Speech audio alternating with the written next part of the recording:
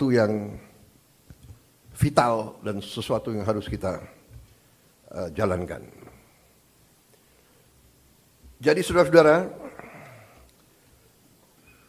saya tegaskan kembali bahwa hal-hal di luar itu yang bersifat seremoni, upacara, merayakan ulang tahun ini, ulang tahun itu, hari ini, hari itu, kita tidak anggarkan. Perayaan sejarah, perayaan ulang tahun laksanakan secara sederhana di kantor, di ruangan. Kalau perlu yang hadir hanya 15 orang, sisanya di Vikonken.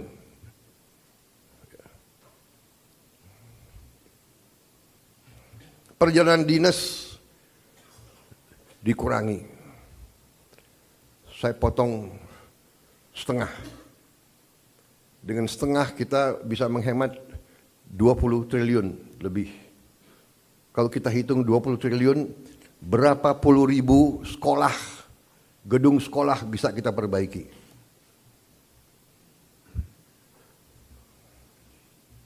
Jadi saya katakan benar-benar bahwa saya sangat serius dalam hal ini. Saya minta loyalitas semua menteri, semua kepala badan untuk patuh dalam hal ini. Ya. Dan saya terima kasih kepada tim keuangan yang telah menjalankan penyisiran, kajian terhadap anggaran sampai serinci-rincinya. Kalau tidak salah, mungkin sampai satuan ke-9 kalau tidak salah. Mungkin pertama kali dalam sejarah, ya, Presiden Republik Indonesia mengecek sampai satuan ke-9. Jadi saudara-saudara pun mungkin tidak tahu anggaran-anggaran tersebut, ya. Karena kita sudah lama jadi orang Indonesia. Tapi ini saya kira sesuatu yang membanggakan.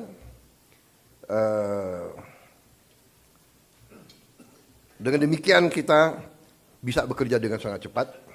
Saudara, program makan bergizi kita berjalan. Alhamdulillah, kita telah luncurkan tanggal 6 Januari yang lalu.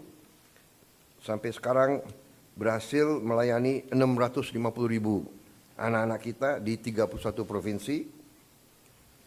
Ini berkat kerja keras banyak pihak, ya, Kepala Badan Gizi, jajarannya, Mendagri, Menteri Pendidikan Dasar dan Menengah, Menteri Bappenas, Menteri Desa, Menteri BUMN, Menteri Kesehatan, Panglima TNI, Kapolri, para kepala sekolah, para gubernur, bupati,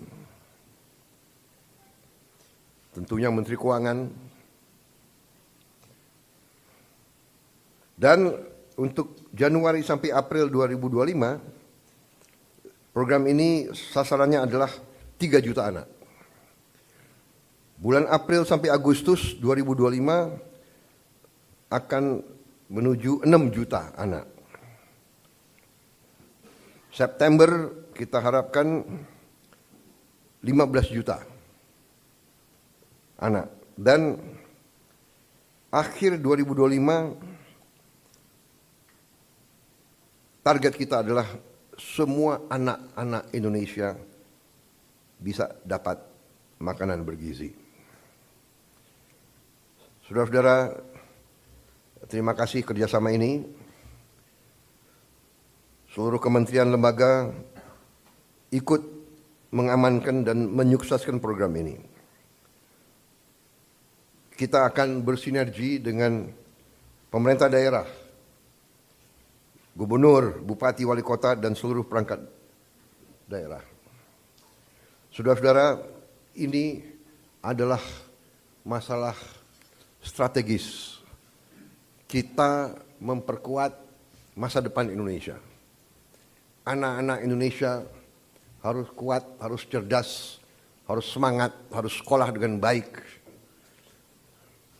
Saya percaya dalam waktu yang tidak lama kita akan melihat peningkatan hasil kemampuan akademis anak-anak kita. Saya juga bertekad untuk melakukan langkah-langkah intervensi kepada semua sekolah di Indonesia. Sekolah dasar, sekolah menengah, SMP, SMA, semua sekolah yang dibina oleh pesantren dengan teknologi. Kita akan masuk ke semua sekolah dengan teknologi. Kita ingin mempercepat penyampaian pelajaran untuk semua sekolah kita. Saudara-saudara, saya juga berterima kasih kepada Menko Perekonomian dan tim ekonomi yang telah menggagas, menyusun konsep-konsep yang diwujudkan dalam produk-produk, dalam kebijakan-kebijakan yang pro rakyat, penghapusan hutang kepada petani dan nelayan yang mengalami kesulitan membayar sekian belas tahun, kemudian juga berbagai bantuan langsung, berbagai bantuan mengurangi kewajiban-kewajiban terutama rakyat yang di golongan yang paling bawah dan paling lemah. Saya kira nanti mungkin Menko Perekonomian dengan Menteri Keuangan bisa juga jelaskan ke masyarakat berapa kebijakan-kebijakan yang telah kita lakukan. Kita juga dalam waktu dekat kita juga akan mewajibkan semua perusahaan yang menerima kredit dari bank pemerintah harus menempatkan hasil penjualan ekspornya di bank di Indonesia. Saya kira ini hanya wajar, ini masuk akal. Mereka berusaha dengan dana yang bersumber dari rakyat Indonesia. Setelah mereka berusaha dan mereka lakukan penjualan, hasil penjualannya wajar kalau ditaruh di bank di Indonesia. Ini saya kira segera akan keluar dan akan berlaku kurang lebih 1 bulan yang akan datang. Ya. Jadi ini adalah sesuatu yang logis, yang masuk akal. Kemudian saya juga sudah memberi keputusan kepada unsur penegak hukum, Jaksa Agung, BPKP, Kapolri, dan Panglima TNI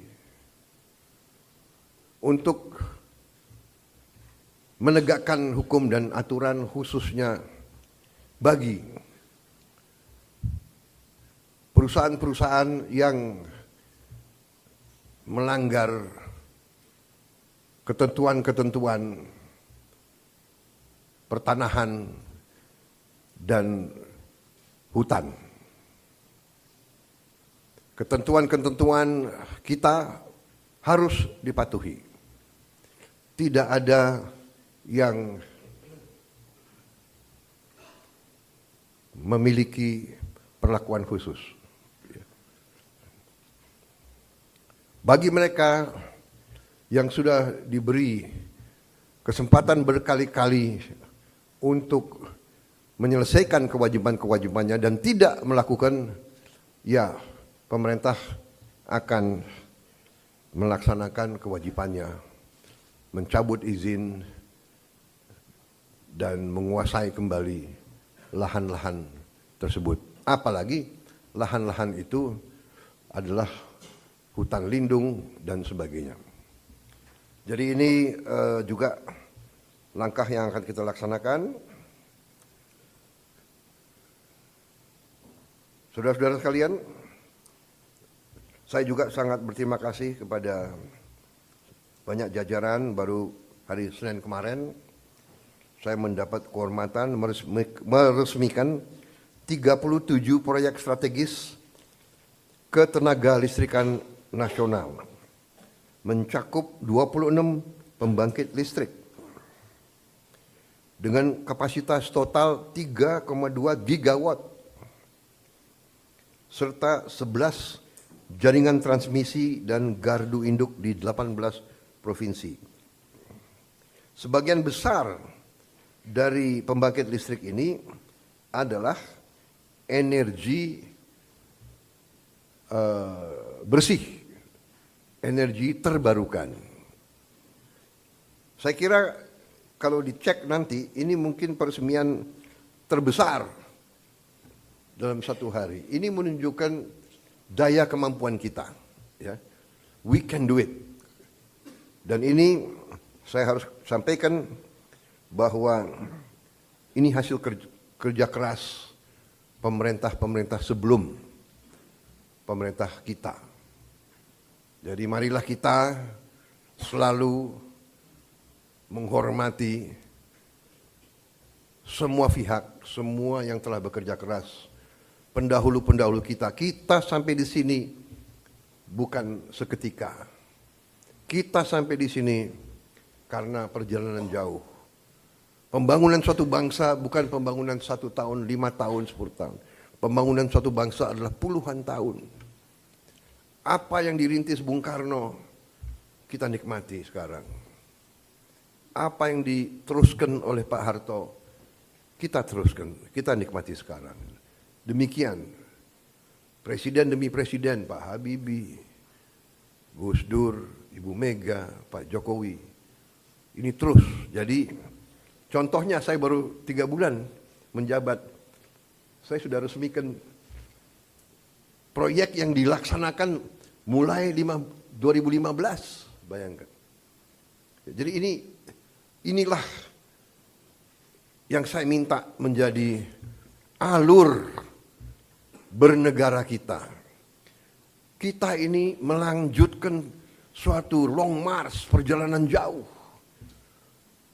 Estafet demi estafet kita terima.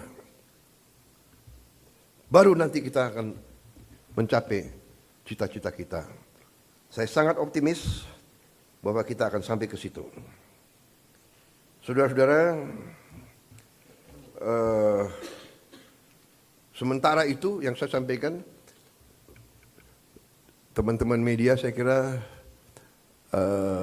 cukup banyak bahan ya. Sekarang akan saya sampaikan hal-hal yang belum perlu Anda dengar. Kan begitu kan? Saya kira media ini masih muda-muda ya. Jadi ada hal-hal yang kalau orang tua bicara yang muda-muda yang muda-muda, anak-anak biasanya tunggu di luar. Kan begitu kan? Ya. Terima kasih sementara. Ya.